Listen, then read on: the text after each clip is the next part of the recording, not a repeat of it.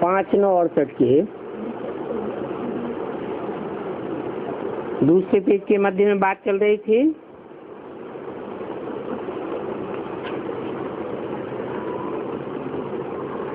सर्वशास्त्र में शिरोमणि श्रीमद् भगवत गीता है।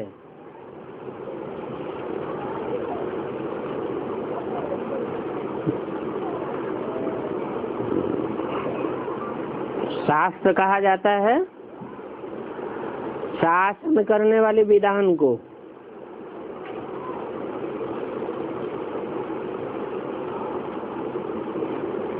शास्त्र माने शासन करना, और शासक बनता है शासन करने वाले को कहा जाता है। तो पुस्तक शासन करेगी, शासक के रूप में कोई पुस्तक होगी, जड़ पुस्तक, या चैतन्य आत्मा शासन करेगी? चैतन्य आत्मा ही शासन कर सकती है।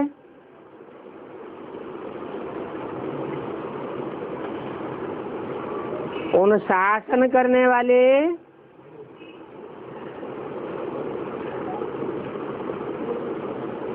शासकों के द्वारा बनाए हुए जो भी विधान हैं, वो तो जड़ पुस्तक के रूप में बनाए जाते हैं, लेकिन असली शासन करता तो चैतन्य होता है ना।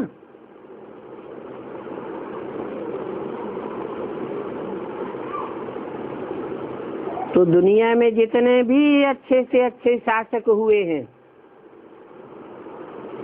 उन शासन करने वालों में सबसे अच्छा शासन करने वाली माता, उसका नाम दिया है सर्वशास्त्र शिरोमणि श्रीमद् भगवत गीता।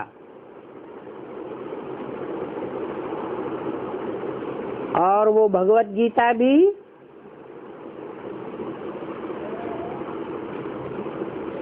जो गाई हुई है, वो किस समय की यादगार है? संगम युग की यादगार है। संगम युग में वो गीता माता और गीतापति भगवान दोनों ने ही मिलकर के जो दुनिया में शासन किया है, वो सर्वश्रेष्ठ शासन है। परंतु मनुष्यों ने उस शासन करने वाली गीता का भी पॉल्यूशन कर दिया,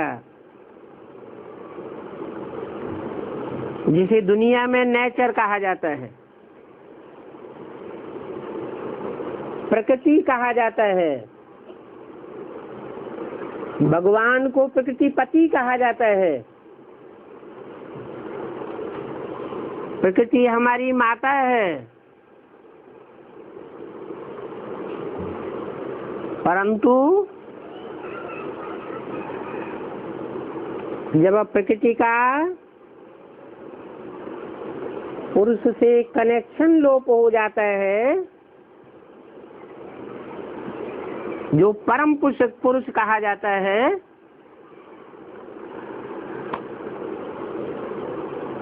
तो जो और नंबरवार पुरुष हैं,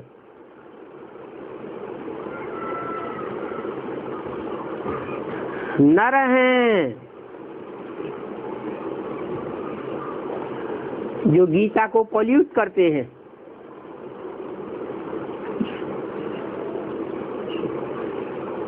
अर्थात प्रकृति को पॉल्यूट करते हैं,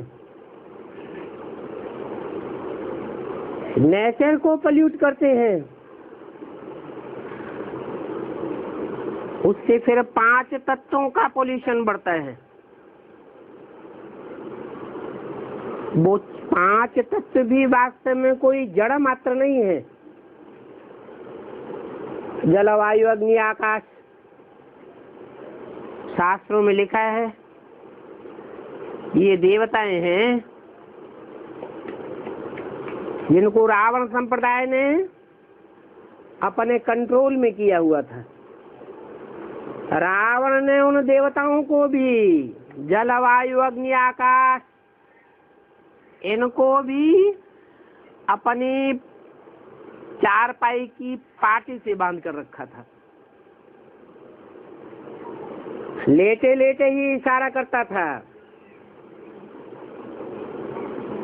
ए अग्नि देवता अपना काम करो, और उंगली का इशारा हुआ।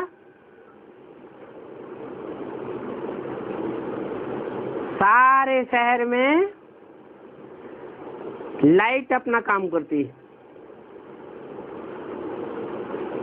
उंगली का इशारा होता है, जल देवता अपना काम करने लग पड़ता है। आज रावण संप्रदाय ने साइंस के बल पर सारी सृष्टि के 5 तत्वों को बांध रखा है। इन 5 तत्वों का संघात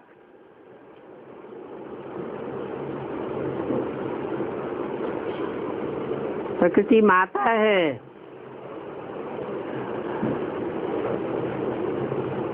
वो पोल्यूट हो चुकी है, जिसका मूल कारण है कि भारत में जिसे भगवान माना गया, उस गीतापति भगवान की गीता माता को बच्चों ने पोल्यूट किया, तो सारी दुनिया में पॉल्यूशन पैदा हो गया।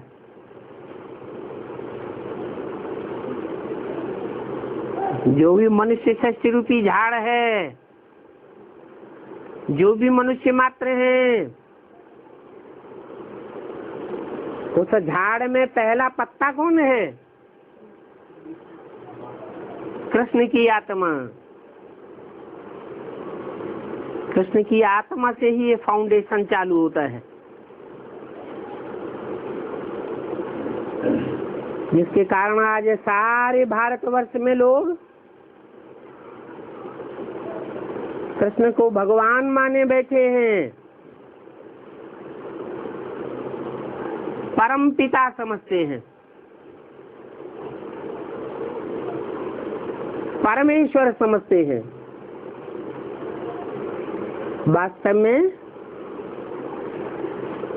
कृष्ण तो इस सच्चे रूपी झाड़ का पहला पत्ता है, मनुष्य सृष्टि का पहला भाई है, बड़ा भाई है, दादा है। कलयुग में दादागिरी बहुत चलती है।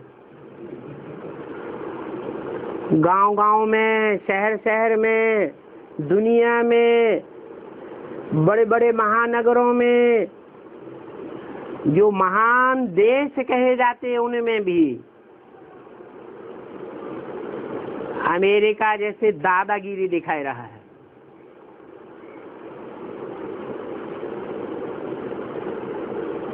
तो कृष्ण बच्चा जब तमो प्रधान बनता है, तो गीता माता का पति बन करके बैठ जाता है।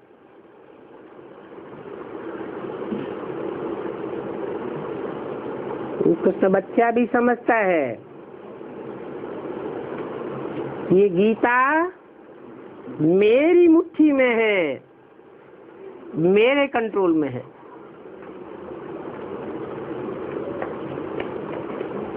जब सृष्टि का बेहद का बाप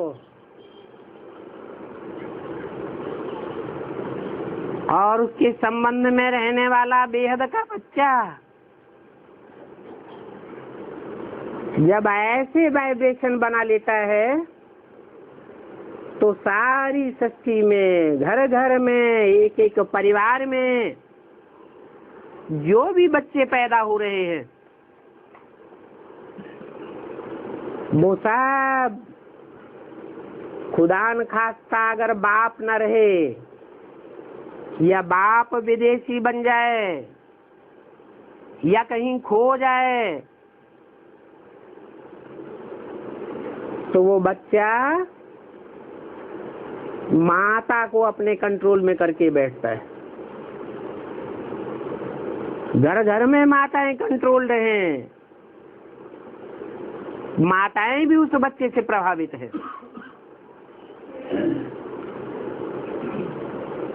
प्रभावित को प्रजा कहा जाता है। माता रचना होना चाहिए या रचयिता होना चाहिए? माता की स्टेज तो रचयिता की है, बाप के साथ है, बाप के साथ सहयोगी है। तो जैसे बाप रचयिता है, बाप बीज बोता है, माता उस बीज को धारण करती है,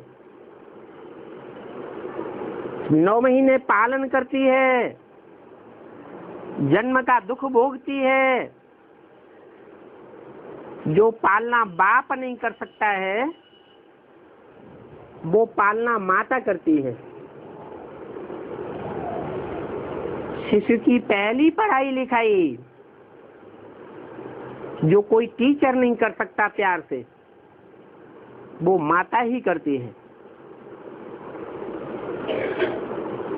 और जब वो बच्चा बड़ा हो जाता है, पालना लेते लेते, तो वो रचयिता माता पिता अपने सारे जीवन की कमाई उस बच्चे को सौंप करके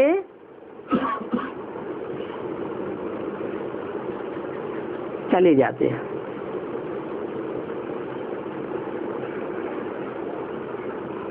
तो ऐसे माँ बाप की तो कितनी मान्यता होनी चाहिए। उसमें भी माँ की मान्यता तो भारतवर्ष में, भारतीय शास्त्रों में बहुत प्रसिद्ध है।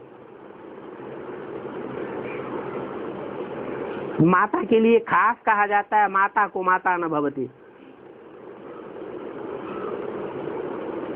बच्चा कैसा भी हो, लूला लंगड़ा हो, कुपत्ता हो, चोर डकैत हो, लेकिन माता की ममता उस बच्चे को अपनी गोद से अलग करने की नहीं होती।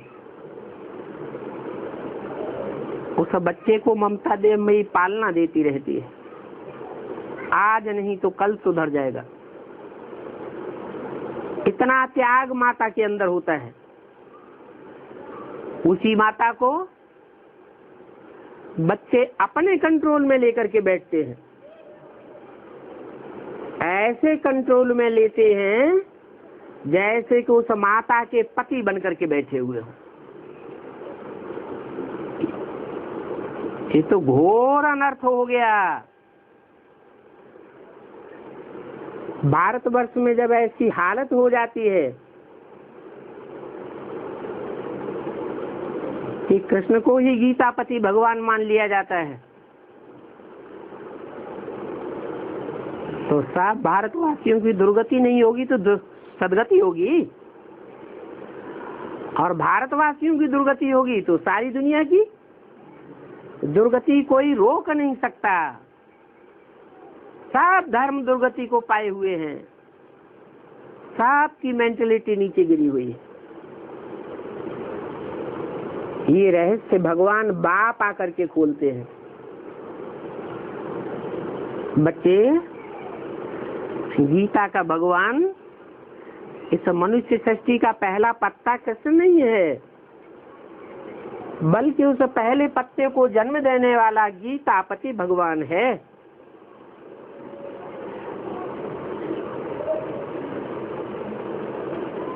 वो मनुष्य सृष्टि का पिता है। उस मनुष्य सृष्टि के आदि पिता में परम पुरुष शिव, जो जन्म मरण के चक्र से न्यारा है, अभुक्ता है, अजन्मा कहा जाता है, गर्भ से जन्म नहीं लेता, वो प्रवेश करके विश्व पिता का पार्ट बजाता है।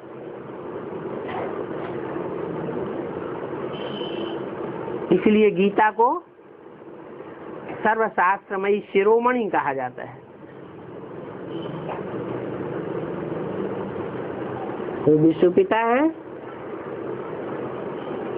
जब आता है षष्ठी पर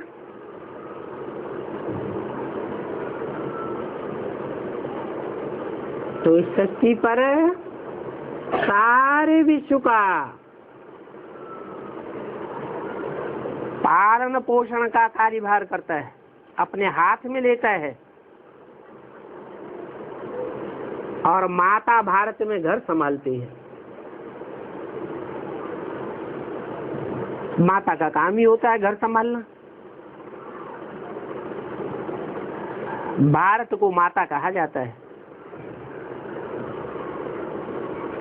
और देशों में उस माता की इतनी मान्यता नहीं है। विदेशी गॉड फादर को मानते हैं या गॉड मदर को मानते हैं? गॉड फादर को मानते हैं। अगर गॉड मदर को भी मानते होते तो जब से ये विदेशी इस दुनिया में आए हैं, इब्राहिम, बुद्ध, क्राइस्ट, गुरु नानक आदि, तब से प्रकृति का पॉल्यूशन नहीं करते, आक्रामक नहीं बनते, दूसरे के देशों पर, दूसरे राज्यों पर हमला नहीं करते।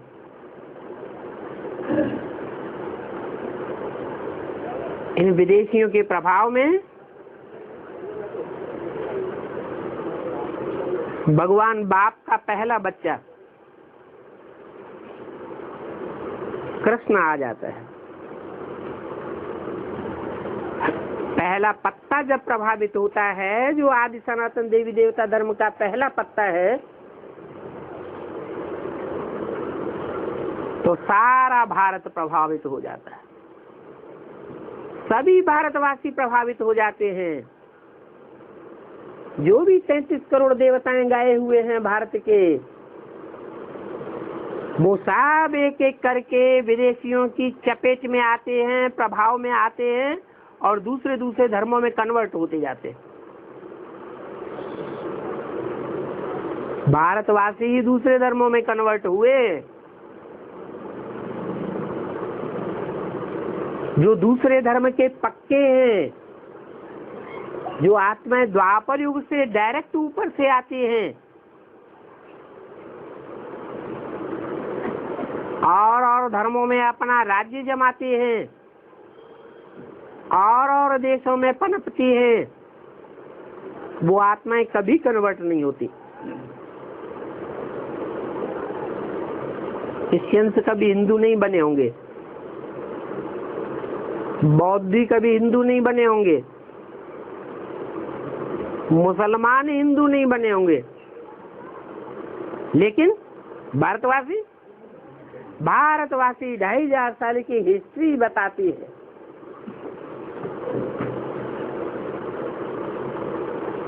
जिन भारतवासियों को नर से नारायण तुल्य देवता भगवान ने बनाया था गीता ज्ञान देकर।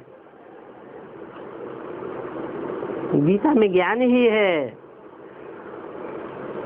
नर अर्जुन को नर से नारायण बनाने का ज्ञान दिया गया और नारी द्रौपदी को नारी से लक्ष्मी बनने का ज्ञान दिया गया और उन नर नारायण को उनकी सारी प्रजा ने फॉलो किया। यथा राजा तथा प्रजा। वो नारायण और लक्ष्मी ही देवता नहीं बनते हैं। जितने भी भारतवासी हैं वो सब लक्ष्मी नारायण जैसे देवताएं बनते हैं। भगवान आकर के उनको राजयोग सिखाते हैं। विदेशी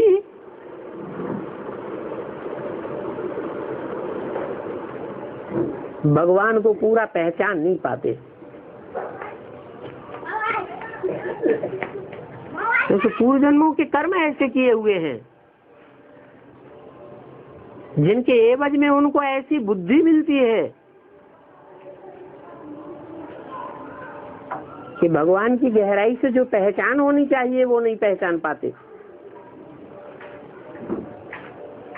भगवान तो आकर के प्रवृत्ति मार्ग की स्थापना करते हैं।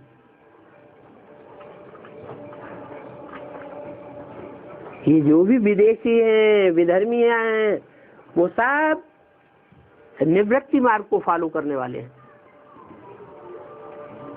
प्रवृत्ति मार्ग को नहीं मानते हैं। भगवान बाप आएगा तो किसका आधार लेगा? वो तो निराकार है, निरंजन है।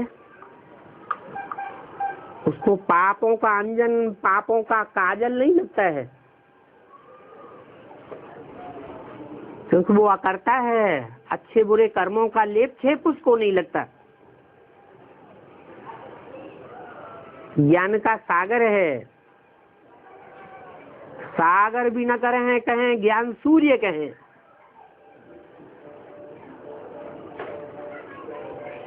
वो कभी किसी से प्रभावित नहीं होता। वो परम पिता परमात्मा इस सृष्टि पर आते हैं तो सिर्फ कौन से देश में आते हैं? भारत में आते हैं, कोई दूसरे देश में नहीं आते। कारण क्या है? कोई तो कारण होगा। एकमात्र एक ही कारण है कि जो भारत की माताएं हैं, भारत की कन्याएं हैं, उनमें विदेशी कन्याओं माताओं के मुकाबले प्योरिटी का परसेंटेज बहुत ज्यादा है। ये भारत की कन्याएं माताएं ऐसी गौएं हैं जिन गौओं को माता पिता जिस खूंटे पर जीवन भर के लिए बांध देते हैं, सारा जीवन वहां रह करके अब व्यभिचारी जीवन बिताती है। कोई भी प्रकार का व्यभिचार पसंद नहीं है। इसलिए भारत में भगवान आते हैं। भगवान एवर प्योर है, उसे क्या पसंद होगा? प्योरिटी पसंद होगा।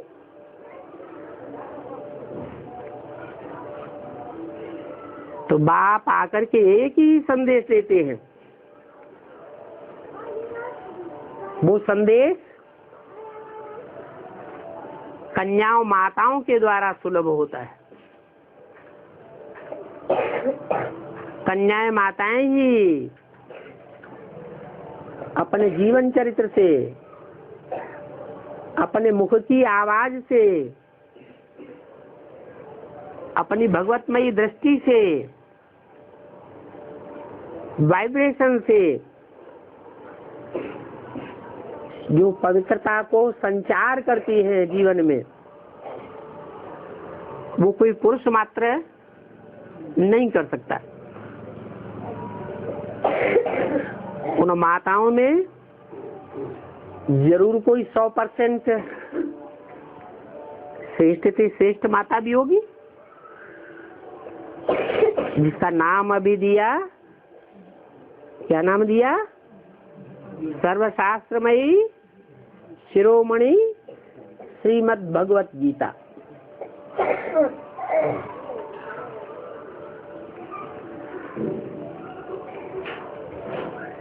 एक है भगवान की बनाई हुई श्रीमद् भगवत गीता, और दूसरी है मनुष्यों की बनाई हुई गीता। मनुष्यों की गीता पढ़ते पढ़ते 2500 साल हो गए। मनुष्यों की मेंटेलिटी, भारतवासियों की तो क्या, दुनिया वालों की भी मेंटेलिटी गिरती गई है। मानसिकता गिरी है या ऊंची उठी है? गिरी है। तो मनुष्यों की बनाई हुई गीता से नरक बनता है। जैसा कि नाम है नरक, का माने करने वाला, नर माने मनुष्य। मनुष्य क्या बनाता है? हैं? नरक बनाता है। कैसे नरक बनाता है? हैं? माता, कन्या, बहन, ये संबंध ऐसे हैं जो मनुष्य ही निभाता है। ये जानवर निभाते हैं, मनुष्य ही संबंधों को निभाता है। लेकिन मनुष्य ही जब जानवर मिसल बन जाए, माता को माता न समझे, पत्नी समझे, अपने कंट्रोल में रखे, बहन को बहन न समझे, बेटी को बेटी न समझे, तो मनुष्य और जानवर में फर्क क्या रह गया? इसलिए बताया कि भगवान आकर के मानव माताओं के सर पर ताज रखते हैं। ये जिम्मेवारी का ताज माताओं पर रखते हैं कि तुम ही स्वर्ग का गेट खोल सकती हो, क्योंकि तुमने, खास करके भारत की माताओं ने, जन्म जन्मांतर पवित्रता के लिए बहुत सहन किया है। दुनिया वालों का भी सहन किया है, नाते रिश्तेदारों का भी सहन किया है, मोहल्ले वालों का भी सहन किया है, घर परिवार के सदस्यों का भी सहन किया है।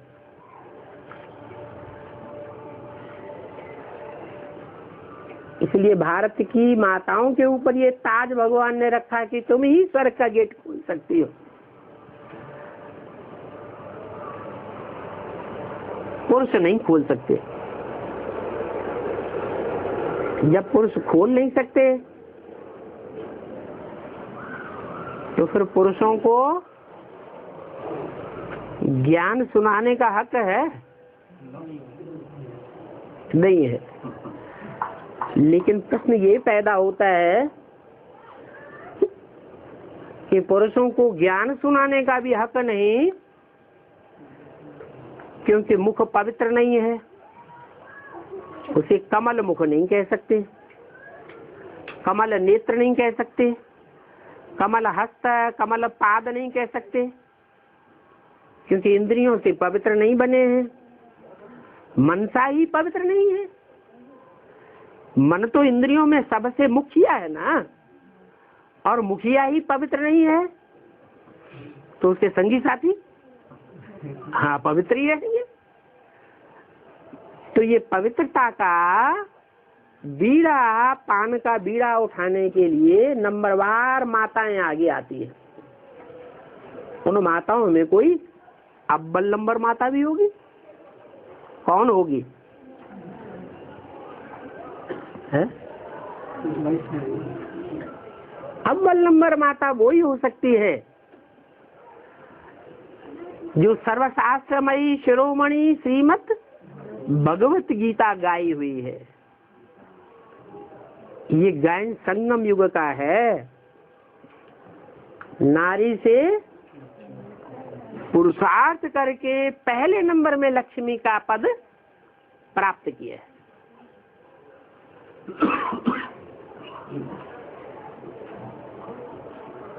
उसके मुकाबले और जो भी माताएं हैं वो नंबरवार पुरुषार्थ अनुसार है।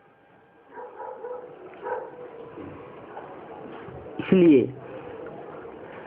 अव्यक्तवाणी में भी बाबा ने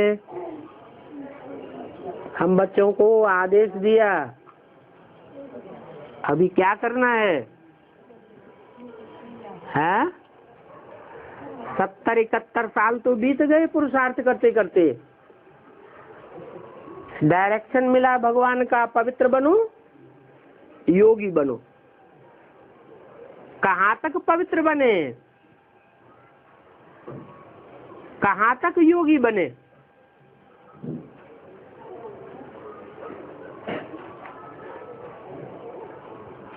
जितना बने होंगे उतना ही दूसरों को बना सकते हैं, नहीं बने हैं तो दूसरों को भी नहीं बना सकते। तो क्या एक भी पारिवारिक इकाई ऐसी तैयार हुई जिसको पवित्र परिवार कहा जाए? नई दुनिया स्थापन होगी तो कोई तो पारिवारिक इकाई पहली तैयार होगी ना, जो पहले पहले पवित्र बने, पवित्र वातावरण बनाए, पवित्र दृष्टि बनाए, पवित्र वृत्ति बनाए, ज्ञान इंद्रियों को पवित्र बनाए। जैसे कान हैं,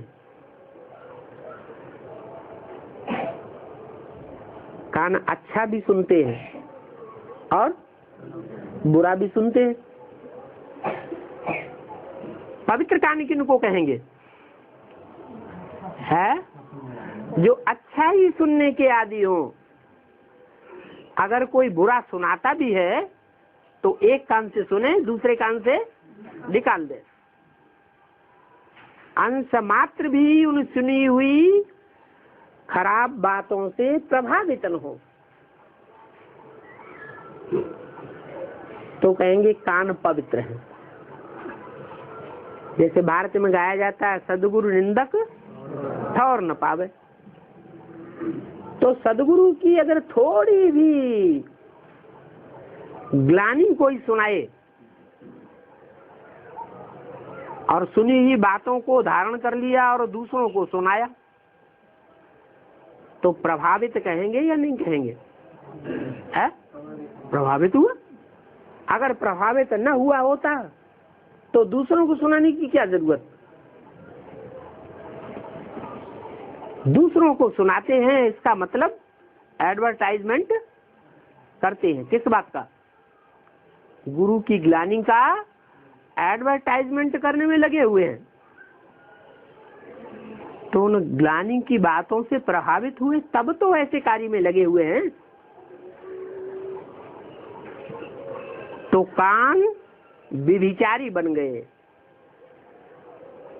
इसलिए बाबा ने बोला है एक से सुनना है।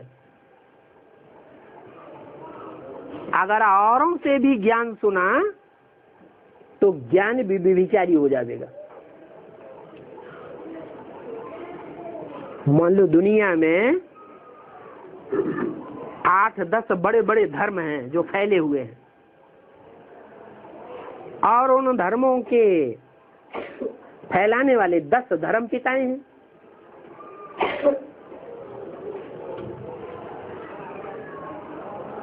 भगवान की बातें और उन 10 धर्म पिताओं की बातें, उनमें अंतर होगा या नहीं होगा? जरूर अंतर होगा। हाँ, परम पिता परमात्मा जिस मुकर्रर रथ में प्रवेश करते हैं उस एक की गारंटी है कि अगर कुछ भी ऊपर नीचे होगा तो उसका जिम्मेवार परम पिता परमात्मा शिव है, क्योंकि वो शरीर रूपी रथ को कंट्रोल करने वाला है। सारी जिम्मेवारी उसके ऊपर आ जाती है। इसके अलावा जितने भी हुए हैं शासक अथवा जितने भी हुए हैं धर्म पिताएं, उन्होंने कुछ न कुछ श्रीमत के बरखिलाफ बातें सुनाई है। और जो श्रीमत की बरखिलाफ बातें हैं वो ये अधर्म स्थापन करती है। सबसे जास्ती अधर्मी भारतवासी बने हैं या विदेशी बने हैं? कौन बने? क्यों बने? क्योंकि भारतवासियों के कान और धर्म वालों के मुकाबले सबसे जास्ती कच्चे बने। साथ की बातें सुनते रहे। भक्ति मार्ग में तो आदि ही बन गए। जो गुरु आया और उस गुरु ने जो बैठ करके सुनाया, सत्यवचन महाराज, माध्वाचार्य आए, उन्होंने सुनाया आत्माएं अनेक हैं। गीता का जब उन्होंने प्रवचन किया माध्वाचार्य ने, तो उन्होंने सुनाया आत्माएं अनेक हैं, मनुष्य आत्माएं अनेक हैं और भगवान एक अलग है। तो भी कर दिया सत्यवचन महाराज। शंकराचार्य आए, उन्होंने सुनाया एको ब्रह्म द्वितीयो नास्ति, आत्मा एक ही है, जिसे हम परमात्मा कहते हैं, दूसरा कोई है ही नहीं। वो परमात्मा ही अनेक रूप धारण करता है। वास्तव में आत्माएं अनेक नहीं हैं। तो सुनने वाले भारतवासियों ने क्या बोला? सत्यवचन महाराज। बताओ, अब एकदम विरोधी बातों को भी सत्यवचन महाराज। तो कान कच्चे कहेंगे या पक्के कहेंगे? कच्चे कान। भगवान भी आता है तो उसके पास कुछ धन दौलत है क्या? सोना चांदी है, हीरे जवाहरात हैं क्या? नहीं। क्या है? क्या लेकर आता है? ज्ञान लेकर आता है। ज्ञान माने जानकारी। काहे की जानकारी? सच्चाई की जानकारी, सत्य की जानकारी लेकर आता है। आकर बताता है सत्य एक है।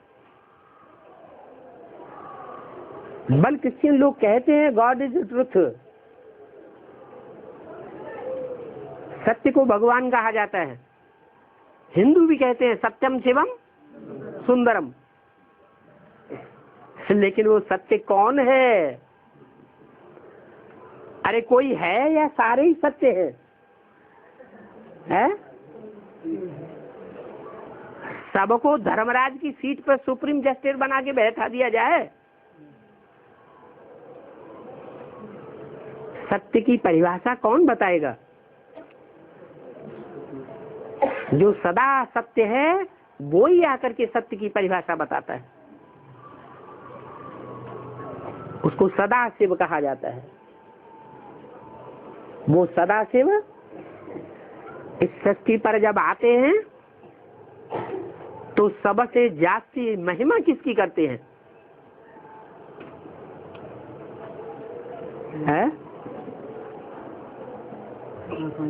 गीता की महिमा करते हैं। इसलिए उसका नाम ही क्या रख दिया? गीत। क्या? जो भी बोला वो क्या है? पोइट्री है, कविता है। वो कविता का अर्थ हर मनुष्य के जानने की बात नहीं है। उसकी गहराई एक परमपिता परमात्मा ही बता सकता है।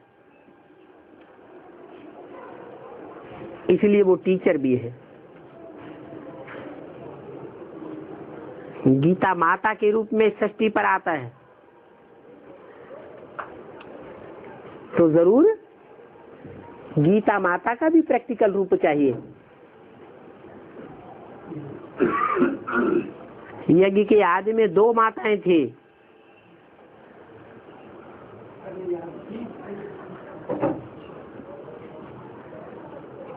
एक माता सारे यज्ञ को कंट्रोल कर रही थी।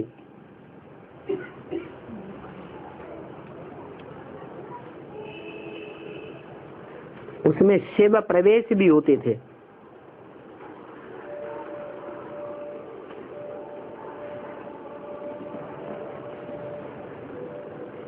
दूसरी माता, उसमें प्रवेशता की कोई प्रूफ नहीं मिल रहा है।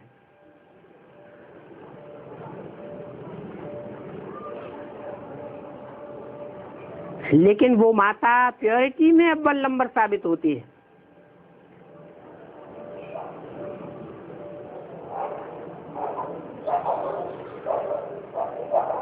परमपिता परमात्मा जो एवर प्योर है वो पवित्र में आवेगा या अपवित्र में आवेगा? अपवित्र में ही आता है। चाहे पुरुष हो चाहे माता हो, उसको प्रवेश अपवित्र में ही करना है। जो आत्मा इस शक्ति रूपी रंगमंच पर 100% पवित्रता का पार्ट बजाने वाली श्रीमद् भगवत गीता इस नाम से पुकारी गई, वो तो ऊंचे से ऊंचा पद हो गया।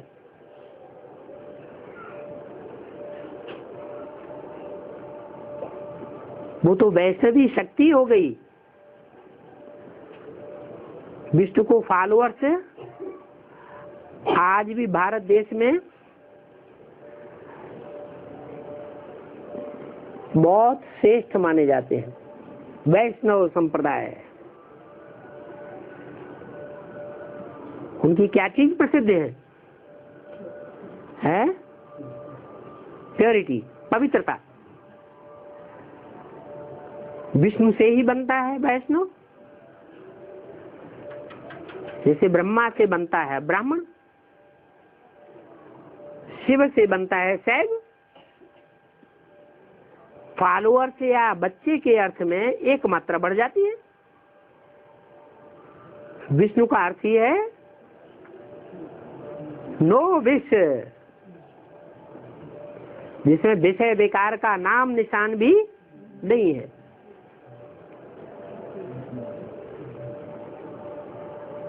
वो वैष्णवी शक्ति जो गीता माता के नाम से संसार में प्रसिद्ध होती है, जिसको बाबा नाम देते हैं सच्ची गीता। कैसी गीता? सच्ची गीता। इसका मतलब एक का नाम सच्ची गीता है तो जरूर कोई झूठी गीता भी है। झूठी गीता वो जो दूसरों से प्रभावित हो जाए, और सच्ची गीता वो जो एक के सिवाय और किसी से प्रभावित न हो।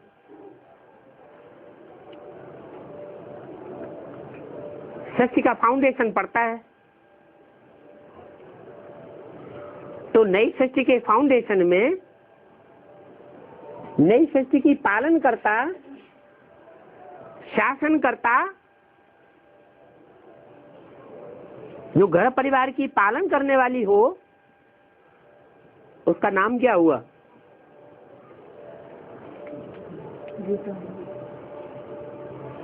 गीता तो अभी पढ़ाई पढ़ने के समय की बात है। जब पढ़ाई का काम पूरा होता है, नई सृष्टि का पारिवारिक इकाई तैयार हो जाती है, उस पारिवारिक इकाई की पालना करने वाली, उसका नाम क्या होता है? वैसे भी वो वैसे भी शक्ति परिवार को पालना करने वाली निमित्त बनती है। ये परंपरा अभी तक चली आई है। बच्चों की पालना कौन करती है? माता करती है या पिता करता है? पिता तो घड़ी घड़ी गुस्से में आ जाएगा। पिता बच्चे की जीवन भर टट्टी पेशाब साफ करेगा? उसका रोना धोना सुनेगा? नहीं सुनेगा।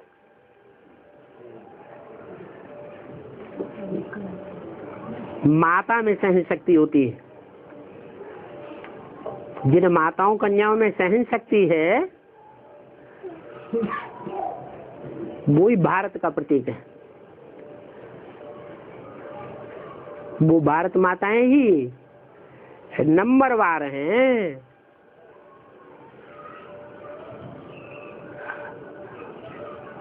भरत की पुत्रियों को कहा गया है भारत माता। भरत कहा जाता है भरण पोषण करने वाले को। तो जो वैष्णवी शक्ति है वो पवित्रता का आधार है। नई सृष्टि जब आरंभ हुई तो भी कोई वैष्णवी शक्ति थी या नहीं थी? है? थी। सृष्टि के आदि में थी तो अंत में होगी या नहीं होगी? जो आदि में तो अंत में।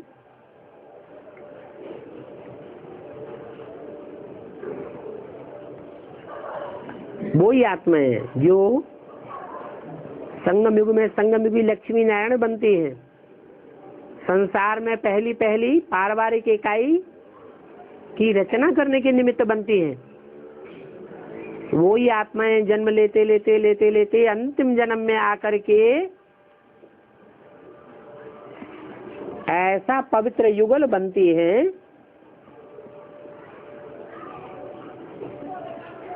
जिनमें पहले पहले परमपिता परमात्मा प्रवेश करके ज्ञान की धन संपत्ति का बीजारोपण करते हैं।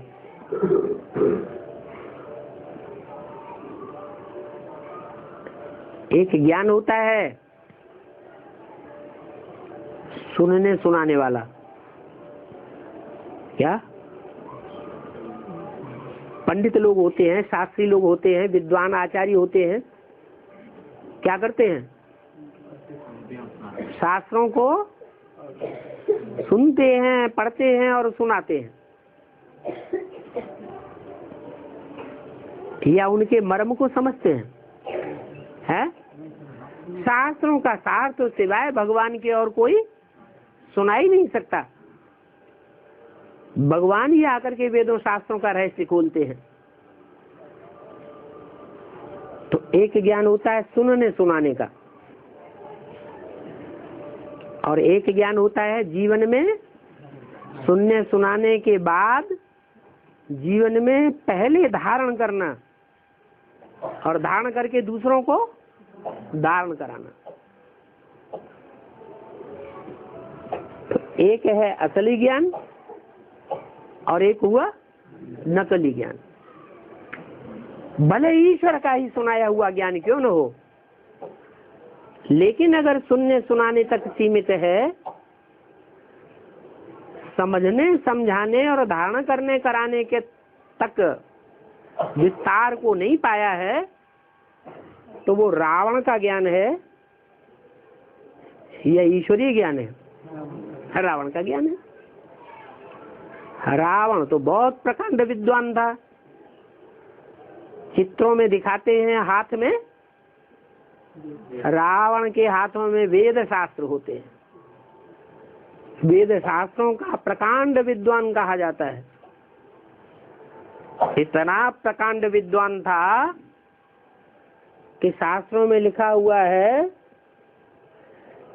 कि राम ने भी उस रावण को आवाहन किया था, निमंत्रण दिया था कि यज्ञहोत्र कर्म आकर के करो।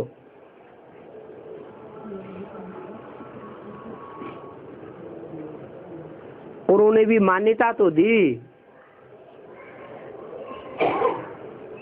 लेकिन उसने क्या किया? निमंत्रण को स्वीकार किया या ठुकरा दिया? है? ठुकरा दिया। तो ज्ञान था या अज्ञान के कारण ठुकरा दिया? अज्ञान था। ज्ञान होता तो पहचानता कि ये तो मनुष्य सृष्टि की बीज रूप आत्मा, जिसे सूर्यवंशियों का मूल कहा जाता है, जिसमें परमपिता परमात्मा साक्षात प्रवेश करके मुकर्रर रूप से पार्ट बजाते हैं, उसके द्वारा निमंत्रण मिला है। तो अकेले रावण की बात नहीं है। जितने भी विद्वान पंडित आचार्य हैं, जब भगवान आकर के ये ज्ञान यज्ञ रचते हैं, उन सब विद्वान पंडित आचार्यों को निमंत्रण दिया जाता है, परंतु उस निमंत्रण को स्वीकार कर पाते हैं? तहे दिल से नहीं स्वीकार कर पाते। तो एक होता है सुनने सुनाने का ज्ञान, जिस ज्ञान को दूसरी माता ने धारण किया, सुनाया भी और सुना भी, सुनने सुनाने तक सीमित रहा, रिजल्ट ये निकाला कि गीता का भगवान दादा लेखराज कृष्ण या रामवाली आत्मा है? यज्ञ के आदि में उस माता ने रिजल्ट क्या निकाला? दादा लेखराज कृष्ण गीता का भगवान। गीता माता का साकार में अगर कोई भगवान इस सृष्टि पर है तो कौन है? दादा लेखराज। और वो परंपरा अभी तक भी बेसिक में चली आ रही है। वो ही माता वहां शरीर छोड़ती है, अंतमते सुगति मिलती है, दूसरा जन्म लेकर आती है, फिर फाउंडेशन डालती है। एडवांस ज्ञान का फाउंडेशन कौन सी माता के द्वारा पड़ा? वही गीता माता के द्वारा, जिसने सारा ज्ञान सुना और दूसरों को सुनाया भी। लेकिन जो मूल तंत्र है कि भगवान कौन, गीतापति भगवान कौन, ये स्वयं की बुद्धि में बैठा गया। बैठा होता तो उस भगवान के स्वरूप को छोड़ ही नहीं सकती। नहीं बैठा तो बुद्धि प्रभावित हो गई। जैसे यज्ञ के आदि में बुद्धि प्रभावित हुई उस यज्ञ माता की, और वो यज्ञ माता से प्रभावित हुए ब्रह्मा बाबा, ऐसे ही अभी भी होता है। कृष्ण की आत्मा, दादा लेखराज की आत्मा अभी भी, जितनी भी ब्रह्मा कुमारियां हैं बीके वाले, बेसिक नॉलेज सुनाने वाले, उन ब्रह्मा कुमार कुमारियों की भी जो अम्मा की अम्मा, दादी अम्मा रही हो, पहले भी प्रभावित थी उसी आत्मा से और अभी भी उसी आत्मा से प्रभावित है। प्रभावित होने के कारण क्या होता है?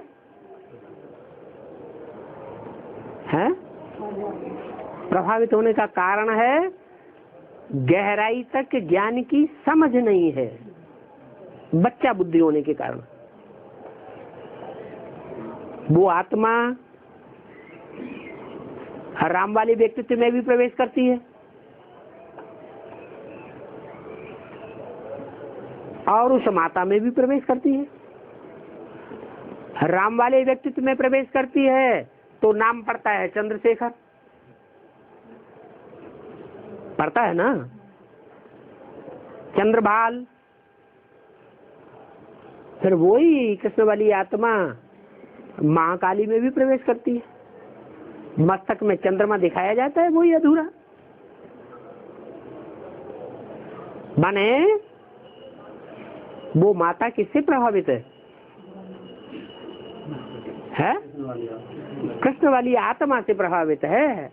उसी को सर माथे पर रखा हुआ है। और उस माता के जो भक्त होते हैं वो भक्त भी सुनने सुनाने वाले।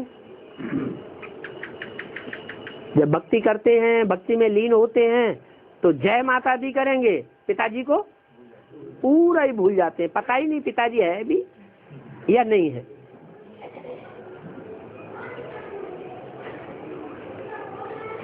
तो माता जिसने कृष्ण बच्चे को दुनियावी लोगों से प्रभावित होकर के अपना पति भगवान मान लिया, सर माथे पर धारण कर लिया, उसको सर्वोपरि माने,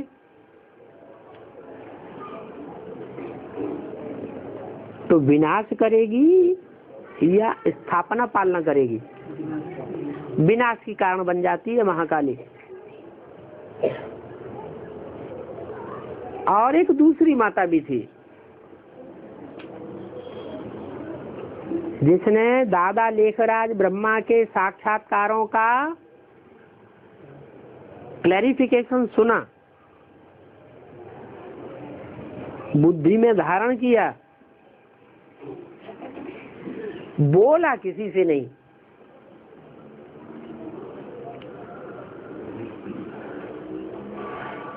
और अभी भी उस ज्ञान के विस्तार को जितना सुना उतना धारण किया, और जितना धारण किया उतना ही दूसरों को बताया।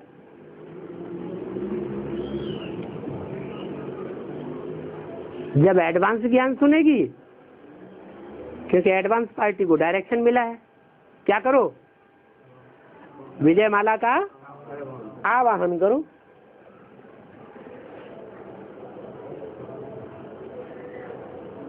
तो जो शहद की मक्खियों की रानी है,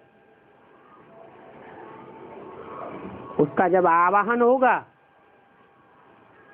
तो सारी विजय माला स्वतः ही उसके पीछे पीछे आ जाएगी। किस आधार पर आ जाएगी? है वो ही प्योरिटी के आधार पर। जो यज्ञ के आदि में प्योरिटी थी, वो प्योरिटी अभी भी इतनी ब्रह्मा कुमारियां हैं, उनमें कोई ब्रह्मा कुमारी तो 100% पवित्र होगी।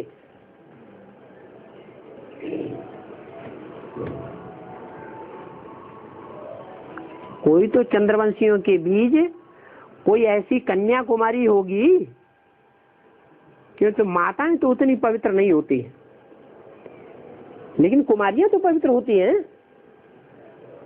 तो इतनी सरेंडर्ड हुई कुमारियां हैं, उनमें कोई 100% पवित्र कन्या होगी या नहीं होगी? ये सारी झूठी हो गई? जरूर होगी।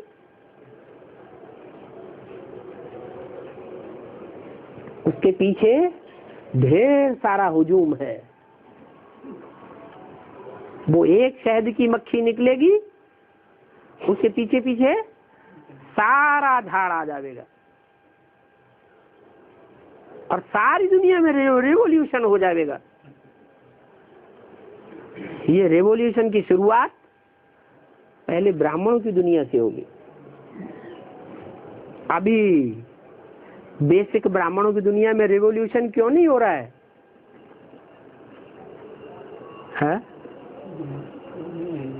क्योंकि सरेंडर्ड वर्ग में से कोई नहीं निकलता। सारे नॉन सरेंडर्ड समर्पित हो रहे हैं कि सरेंडर्ड समर्पित हो रहे हैं? नॉन सरेंडर निकल रहे हैं। बने घर गृहस्थ के कीचड़ में से रहने वाली आत्माएं सरेंडर हो रही हैं, गीता पाठशालाएं खोल रही हैं, अपने को समर्पित समझ के चल रही हैं, नंबर 12 हले हैं। लेकिन जो संपूर्ण समर्पित जीवन बिताए रहे हैं बेसिक ब्राह्मणों की दुनिया में और चंद्रवंश की पालना में चल रहे हैं। कौन सी पालना? चंद्रवंश। एक होता है सूर्यवंश, एक होता है चंद्रवंश। इंद्रियों में ज्यादा गर्मी किसमें भरी हुई होगी? सूर्यवंशियों की इंद्रियों में ज्यादा गर्मी भरी हुई होती है,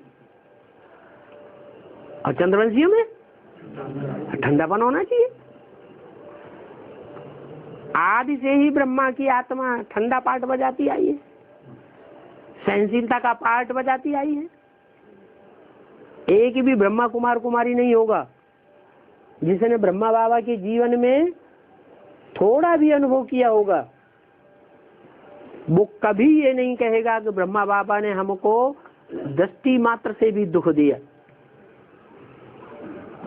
उनके संग से आत्माओं को शीतलता की प्राप्त हुई, लेकिन कभी आंख से भी तुष्ट नहीं हुए। तो ऐसे चंद्रवंश में पलने वाली जो अव्वल नंबर चंद्रिका होगी, जिसका नाम शास्त्रों में राधा दिया गया है। शास्त्रों में नाम दिया है सीता। सीता माने गरम या ठंडे? शीतल। शीता माने शीत, इंद्रियों से भी शीतल, वाचा से भी शीतल, दृष्टि से भी शीतल और वाइब्रेशन से भी शीतल। ऐसी आत्मा जब एडवांस पार्टी में आती है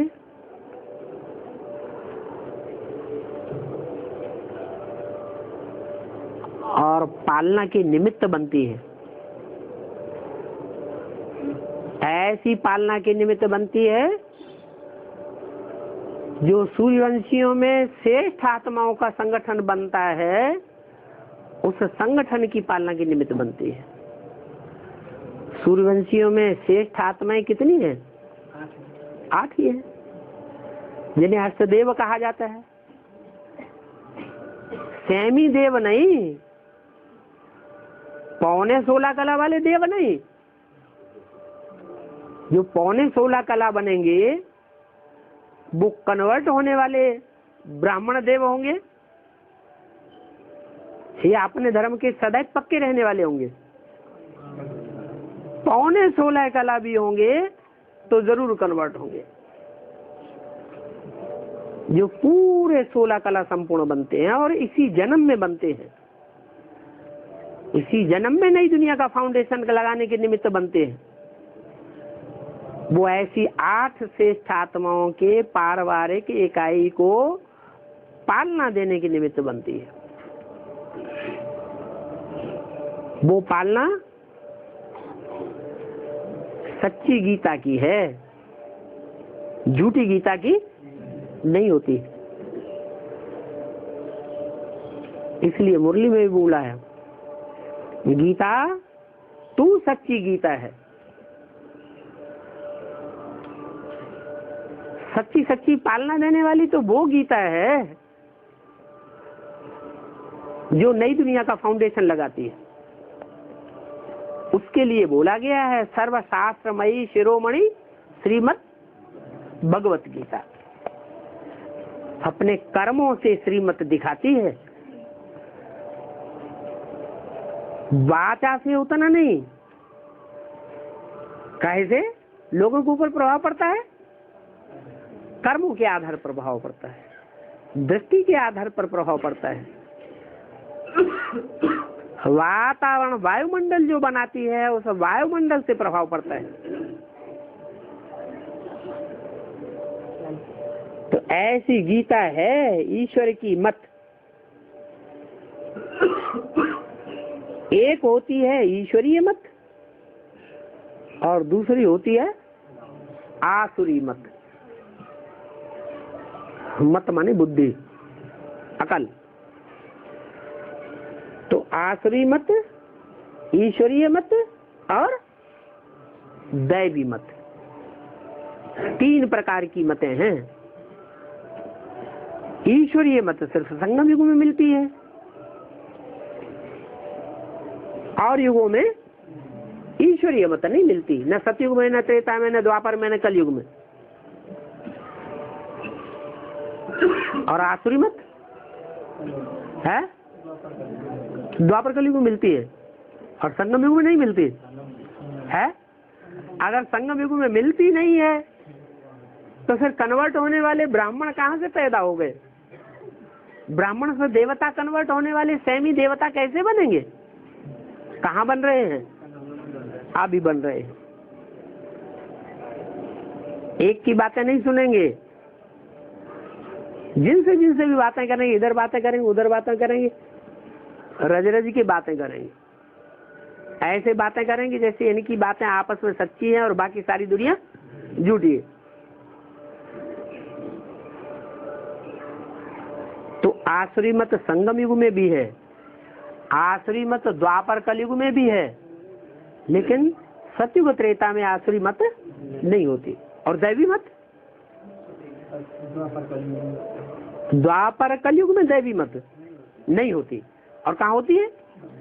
सतयुग त्रेता में दैवी मत होती है और संगम युग में भी दैवी मत होती है।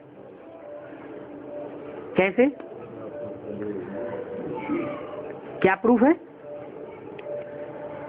दैवी मत का क्या प्रूफ है? अभी दैवी मत देवता देगा, ईश्वर देगा या असुर देगा? देवता देगा। कौन है देवता? अगर है तो बताओ। महादेव है। महादेव मत देने वाला है तो शिव बाबा ईश्वर है या देवता है? हैं? ईश्वर है। फिर देवता, देवता मत संगम युग में कहाँ से आई? संगम युग में देवताई मत है या नहीं है? हैं? अरे है कि नहीं? माता है तो चुपचाप बैठी है। हाँ, ब्रह्मा की सोल जब निराकारी स्टेज धारण करती है, राम वाले व्यक्तित्व में प्रवेश करके पार्ट बजाती है, तो संग का रंग लगता है या नहीं लगता है? है? लगता है।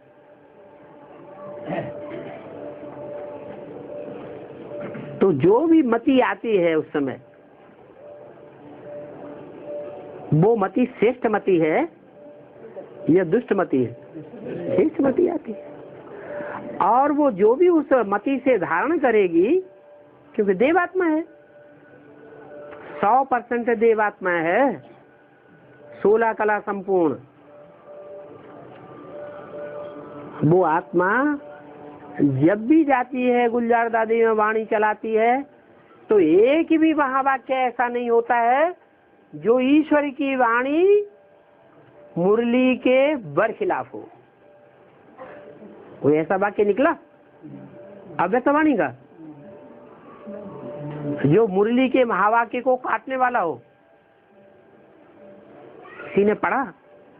किसी ने सुना? किसी ने सुनाया? नहीं।